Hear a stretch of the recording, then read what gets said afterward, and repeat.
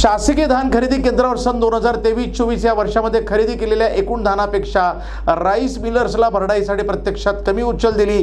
यामध्ये 1,43,72,310 रुपयांची अफरातफर केल्याचं लेखापरीक्षण अहवालामध्ये पुढे आलंय। या प्रकरणी गोंदिया जिल्ह्याच्या गोरेगाव तालुक्यातील सहकारी खरेदी विक्री समिती अंतर्गत येणाऱ्या 3 धान खरेदी केंद्रावरील 3 ग्रेडर आणि 2 केंद्र प्रमुख यांच्यावर लेखापरीक्षकाच्या तक्रारीवरून दिनांक 29 मार्च रोजी गोरेगाव पोलिसांनी गुन्हा दाखल केला आहे।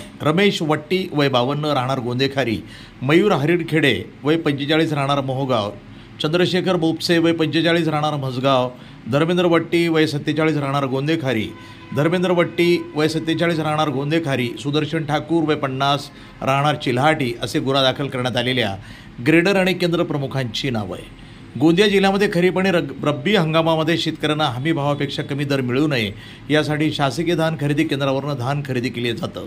जिल्हा मार्केटिंग फेडरेशन आणि आदिवासी विकास महामंडळ सेवा सहकारी संस्थांच्या माध्यमातून धान खरेदी केंद्रावरून हमी भावानं धान खरेदी करण्यात येतं। यानंतर खरेदी केलेल्या धानाची भरडाई करण्यासाठी राईस मिलरसह करार करून त्याची भरडाई करून CMR तांदूळ शासनाकडे जमा केला जातो। पण काही संस्था खरेदी केलेल्या धानाची परस्पर विक्री करत असल्याचं प्रकार यापूर्वी सुद्धा जिल्ह्यात पुढे आले असून फौजदारी गुन्हे सुद्धा दाखल झालेत। असाच प्रकार गोरेगाव तालुका सहकारी खरेदी विक्री समिती अंतर्गत येणाऱ्या 3 धान खरेदी केंद्रावर आलाय। यामध्ये 3 ग्रेडर आणि 2 केंद्र प्रमुखांनी खरेदी केलेल्या धानाची अफरातफर करून 1,43,00,000 रुपयांचा आर्थिक घोळ केल्याचं लेखापरीक्षणामध्ये स्पष्ट झाल्यानं ही कारवाई करण्यात आली।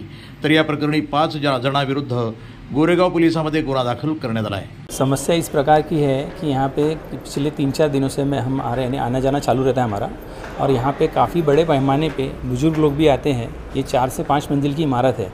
ये पिछले 3-4 दिन से इसकी लिफ्ट बंद है। ये बंद होने के कारण हमारा सभी से ऐसा प्रशासन से सभी से अनुरोध है कि इसे जल्द से जल्द चालू करवाया जाए। सभी बुजुर्गों की दिक्कत हो रही है, काफ़ी बुजुर्ग लोग आते हैं, ग्रामीण से लोग आते हैं, कुछ लोग ऐसे आते हैं जो चल नहीं पाते, कुछ अपंग लोग रहते हैं, उन्हें काफ़ी समस्या हो रही है। और लिफ्ट जो है, लिफ्ट बंद है, उसकी वजह से ज़्यादा परेशानी हो रही है। लिफ्ट की इमारत की अगर लिफ्ट चालू हो जाए तो काफ़ी समस्या का समाधान हो जाए। राधाकिशन चुटे, प्रतिनिधि NTV न्यूज़ मराठी, गोंदिया।